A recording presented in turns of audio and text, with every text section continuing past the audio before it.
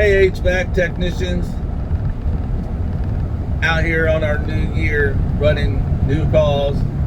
I like to point out that all the companies out there want you to generate revenue. I mean, let's be honest, that's what pays the bills.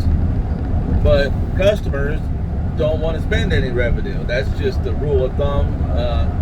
So you got to get them motivated in such a way that they understand that you're not selling them something, you're offering solutions to problems. Case in point, I got an 8-year-old furnace, just left the call, got a dirty blower wheel, has a really dirty flame sensor, hasn't been serviced in a while. So the control board has a little transistor on there, or diode, whatever you want to call it. It's starting to have what we call a brownout. So the funny part is that everything's working fine. There's no overheating or problems with the furnace, but all of that stuff is hindsight, and we don't have crystal balls, so we can't really tell people when that stuff is going to fail.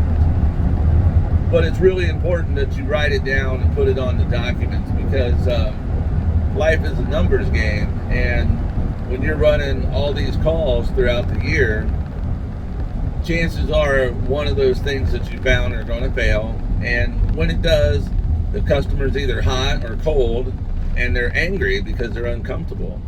And you're the first guy that they think of, and you're the first guy that they're mad at.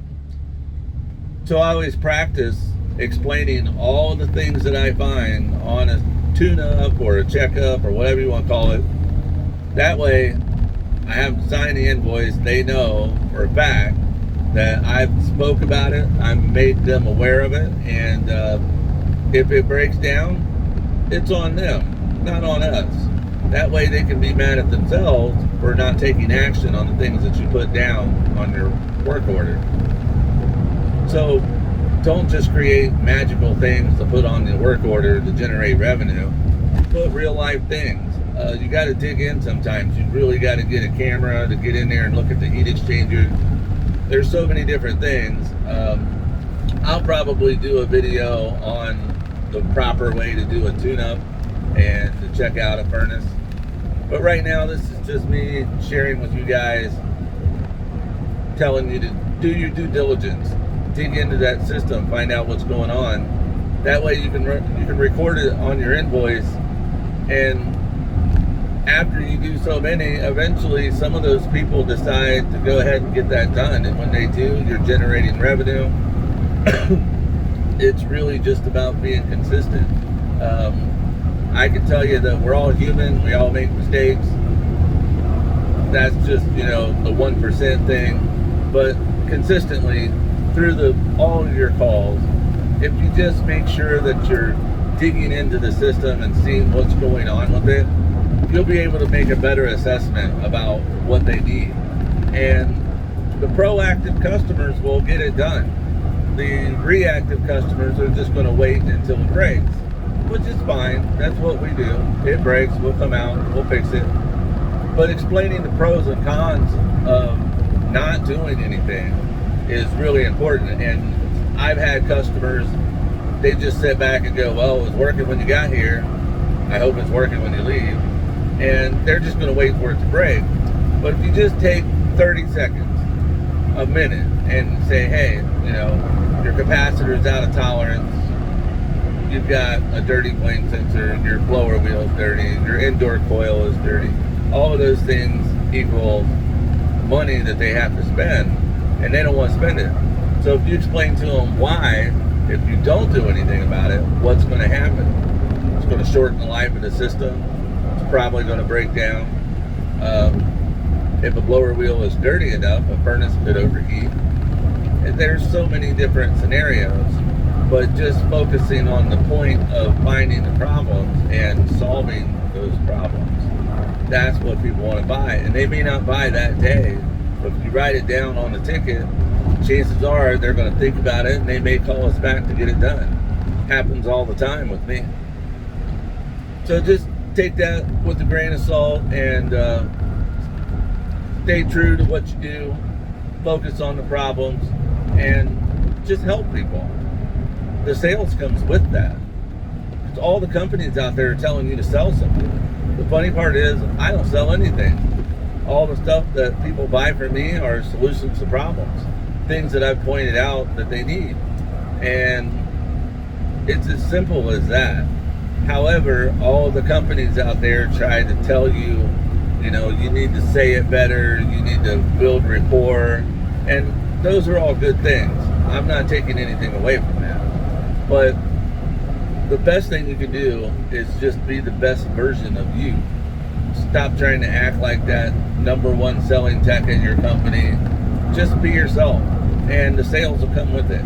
It's strangely weird how that works, but people don't need to know anything about HVAC to read into your personality and the things that you are saying.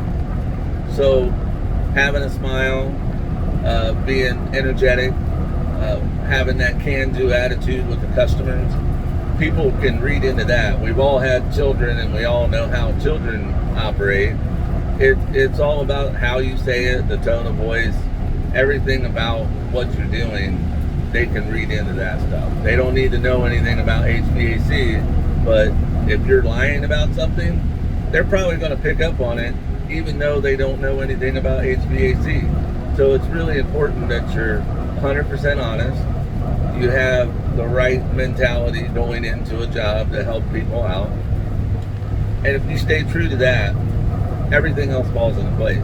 The customers trust you. You get a good rapport. Your boss is probably going to be happy that you're doing your job. There's no negatives to being consistently thorough on your checkups. I've actually seen guys make more money doing maintenance calls than on-demand calls where things are actually broken. So you really got to read into it and be dedicated to it. If you're not going to go in 100% and want to become a better technician at what you do, well then that's a you problem. You need to work on that. But across the board, consistency pays off. So write it all down, give them those quotes to do those things that need attention, and you're going to find that your truck revenue will go up. Most companies give you a bonus for those types of things. And just as a side note, if you're not getting your gas sniffer out and checking for gas leaks, you're missing the boat, because I can't tell you how many 3, 4, 5-year-old furnaces have a gas leak coming right out of that gas valve. Not the gas line, the actual gas valve for the furnace. So some of those things, if you're not consistently checking, you're not going to find them. So bear that in mind. Go out there, rock out this 2023, make it a good year. Thanks.